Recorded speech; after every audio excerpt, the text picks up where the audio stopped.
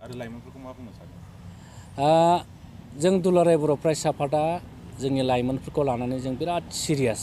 मानोना आथिखालनि बर' हारिनि लाइमोनफोरानो मोनसे समाव बिथांमोना बर' हारिनि दैदेनगिरि जागोन। बिथांमोनानो बर' हारिखौ दैदेनलांनांगोन, बर' समाजखौ दैदेनलांनांगोन। ओंखायनो आथिखालनि लाइमोनफोरा मोजां जाब्लासो जोंनि बर' समाजा मोजां जागोन, जोंनि बर' न'खरा मोजां जागोन, जोंनि बर' हारिया मोजां जागोन। ओंखायनो आं लाइमोनफोरखौ मोनसेल' बाथ्रा खावलायनो नागिरो। गिबियावनो जोङो जायफोर लाइमोनफोरा स्कुलाव फरायदों, जायफ्रा कलेजाव फरायदों, जायफ्रा इउनिभारसिटियाव फरायदों, फरायनायखौ लांबाय था। गिबियावनो जोङो थिग जाग्रोनांगोन। आरो जायफोर आथिखालाव जों नुदों माने पिकनिक स्पट बानायनायनि मुङाव, टुरिज्म सेक्टरखौ डेभेलप खालामनायनि मुङाव गोबां जायगायाव जोङो बिदि गोदान गोदान पिकनिक स्पट जोङो खुलिनाय नुदों। आरो बेवहाय गोबां लाइमोनफ्रा गोदान बोसोरनि मुङाव, इंराजि गोदान बोसोरनि मुङाव बिथांमोना बेवहाय पिकनिक स्पटफ्राव बेरायलायनायखौ जों नुदों।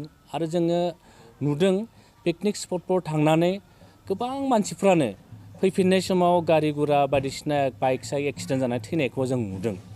जों दुलाराय बर' फरायसा आफादनिफ्राय जोङो मोनसेल' खावलायगोन, गोदान बोसोराव रंजानायनि मुङाव, रंजानायखौसो जों रावबो बादा होनो हाया, बयहाबो रंजानायनि मोन्थाय दं। नाथाय रंजानायनि गेजेरजों मोनसे खोथाखौ जोङो गोसोआव लाखिनांगोन जे मानसिया बुहुमाव मानसि महरै जोनोम मोननाया खाफालनि बाथ्रानो। आरो मानसिया जेराव जोनोम दङ बेवहाय थैनाय दं, मानसिल' नङा गासिबो जिउ जिरादानो। ओंखायनो गावनि जिउखौ बेबायदि गेलेनाय महरै लानो नाङा।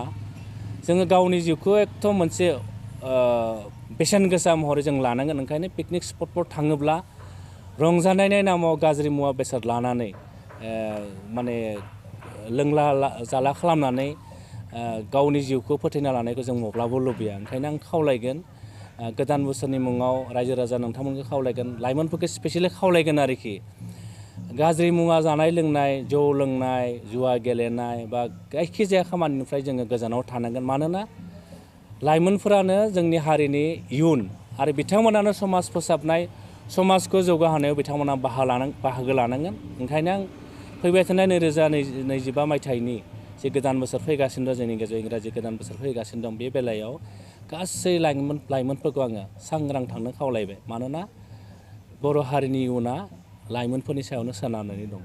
माखासे समाव सार नुनो मोन्दों जे पिकनिक स्पटफोराबो नांगौबायदि नेमखान्थिजों सोलियाखै, नांगौबायदि टाइम टेबोलजों सोलियाखै। बिथांमोनखौ माबायदि सोलिजानो लुबैयो? जायफोर गोदान गोदान सरकारनिफ्राय पिकनिक स्पट खुलिनायनि मुङाव बिथांमोना मोनसे माबा होदों, पारमिसन होदों।